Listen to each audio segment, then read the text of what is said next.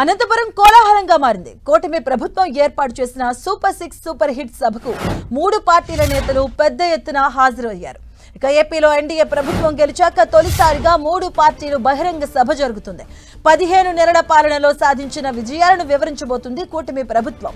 అనంతపురంలో super 6 super hit సభను కూటమి సర్కార్ అత్యంత ప్రతిష్టాత్మకంగా తీసుకుంటుంది. రాష్ట్ర నలుమూలల నుంచి పెద్ద ఎత్తున వచ్చే జన సమూహానికి ఉచితంగా రవాణా, భోజన సదుపాయాలు ఏర్పాటు చేసింది. ఈ సభ ద్వారా సూపర్ 6 పథకాలను సూపర్ హిట్ ఎలా చేశామన్న విషయాలను ప్రజలకు CM Chandrababu, deputy CM Pawan, BJP పెద్దలు వివరించబోతున్నారు.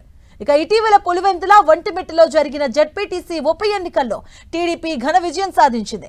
ఈ ఊపు ఏమాత్రం తగ్గకుండా రాయలసీమలో మరింత జోష్ పెంచేందుకు అనంతపురంలో సూపర్ 6 సూపర్ హిట్ బహిరంగ సభకు వేదిక అయింది. గత 15 నెలల్లో సంక్షేమం, అభివృద్ధి కార్యక్రమాలు రాష్ట్రంలో ఏ మేర అమలు చేసిందో కూటమి నేతలు ప్రజల ముందు ఆవిష్కరించబోతున్నారు.